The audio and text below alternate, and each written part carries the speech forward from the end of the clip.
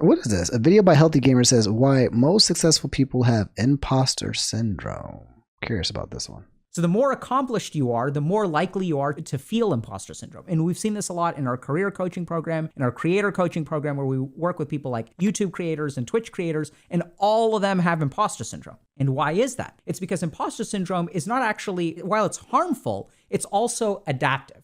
So it's a harmful adaptation. And how is it adaptive? Well, that's because someone with imposter syndrome, instead of celebrating when they do a good job, what they actually do is panic and work twice as hard. If you're panicking all the time and working twice as hard, do you suffer? Sure. But you're also going to be very, very, very accomplished and very successful because you're working hard all the time. And as people are able to acknowledge the things that they've done that deserve success, as people are able to acknowledge that if someone else is successful, maybe they got a little bit lucky too. And lastly, as people are able to take pride in themselves instead of relying on someone else's validation, that's when you start to see imposter syndrome get a lot better.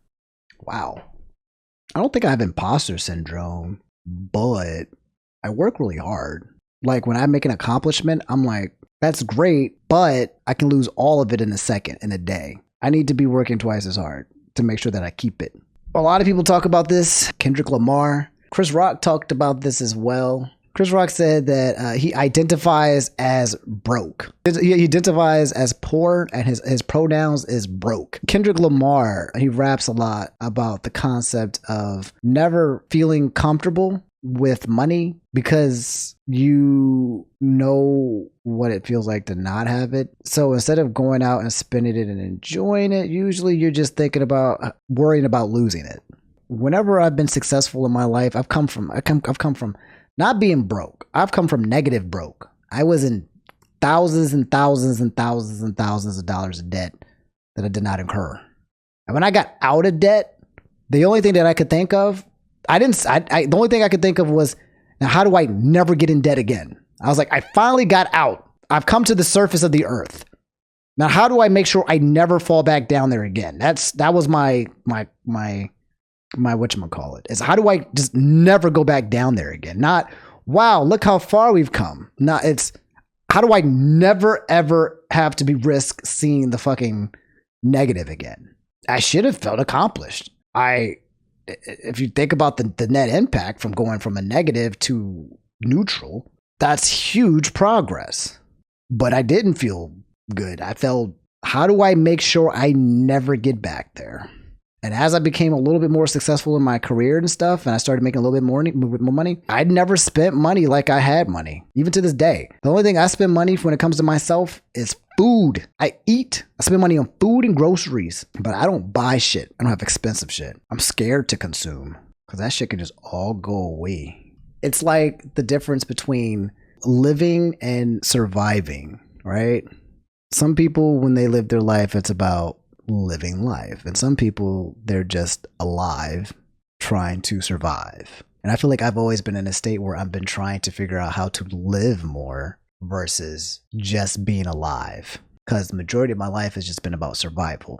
And when you're just trying to survive, you're not really thinking about living. You're just trying not to die. Right? You're not really thinking about the concept of living your best life. You're trying not to lose the only life that you have. Accidentally watched one episode of Dr. K and became mental health Omni for a second there. But I think you guys feel me on that, right? Like the difference between living and just being alive, or the concept of living versus just not dying. I feel like that's very apparent, like especially with the pandemic. I really feel like we kind of fell into a place where it was like survive. We all kind of fell into that place, was all right, now we just need to survive. We're not allowed to live right now. We just have to survive, because sitting inside your house for an entire year was not living. That was just surviving and trying not to die. I think a lot of people still have a hard time trying to get out of that too. There are a lot of people after the pandemic trying to figure out how to live again after trying to figure out how to not die for a very long time. It's a frame of mind for sure. You got to be careful not to be too deep on either of the spectrums, right? You don't want to be like live in a way where it's like YOLO. You only live once, YOLO. So that's how you end up on Live Leak. That's how you die. But you also don't want to try to preserve your life to the point where you don't experience life or pain just so that you survive. Because what's the point of surviving if you're not experiencing what life can offer you? If you just closet up in your own space and just do the basic bare minimum just so that you can function every day and you don't really branch out outside of that, and what's the point of living? So finding that healthy medium is hard. And it's also hard too because based on circumstances. Sometimes you find yourself in a place where I know for many, many years I didn't have any choice but to survive. There was no option where I could say, hey, let me try to live my life to the best of my ability. No. Every day I woke up, I was like, all right, I need to get money or else I'm going to die because nobody else is going to help me. So I lived like that for a very, very, very, very, very long time. When I first got my debit card, I was going to spend half my money and then save the rest. Since my mom taught me how to preserve my funds, and now I'm scared to spend all my things on side of rudimentary stuff. So, one reason why I got into accounting and finance was because of how damaging money was for me. And I wanted to make sure that I had a very strong grasp and understanding and concept of money and finance, cash, but all of it, so that it can never take control of me again. It still controls me to this day, obviously. I'm still working, still paying, still trying not to die kind of thing. But also I've learned how to take comfort in the concept of things like investing and keeping emergency funds and cash, or somewhere stashing away cash and potential investments that are more safe than normal. Diversifying your income. If you have one source of income, maybe look for a second one. All of these things contribute to creating a cushion where you don't have to worry about dying. And that's just kind of how I operate.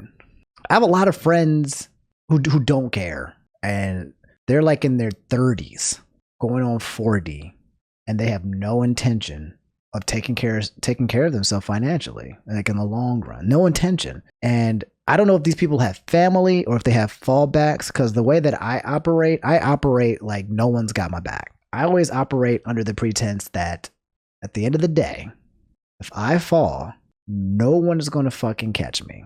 I have no safety net. I have no rich parents. I have no inheritance, nothing. It's just me. And I don't want to ever be a burden to somebody else financially either.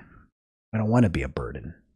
So I operate on the mindset. I've always had a hustle type mentality since I was a kid. It's not always healthy though. I have this thing where my brain does not cut off. And I have a hard time not thinking. Like after the stream is over, my brain will keep moving. I'll keep thinking about topics.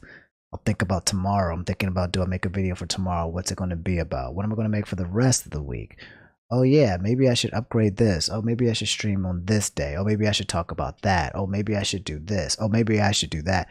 And then this is just going like 100 miles per hour every minute, and my brain won't stop, and it can't stop. I'm having a hard time playing Octopath Traveler 2. And I had a hard time playing Fire Emblems. Both are games that I would sit down and play, but there's something wrong with my brain. My brain does not want to stop thinking about everything else for a little bit and just play an RPG. Something happened. Something got burnt. A receptor, I don't know if it's a dopamine thing or something, but something got burnt.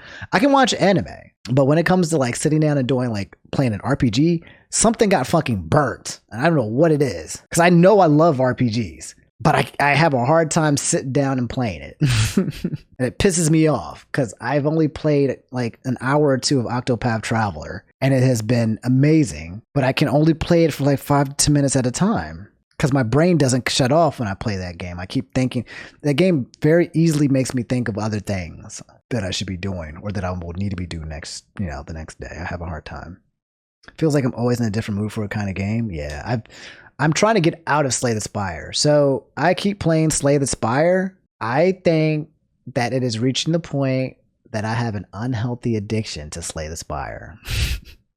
I need to fucking stop playing this game. I think too much of a thing could be bad. And I need to replace it. I need to replace my addiction with another addiction. I've been addicted to this one for too long. I don't think I will never not have an addiction. I think I have an addictive type personality, but that's why I do things like go to the gym as much as I can almost every day. Because being addicted to going to the gym or being addicted to like cooking, those are good addictions. They can go too far as well if you go too crazy overboard, but more than likely they will lead to better things.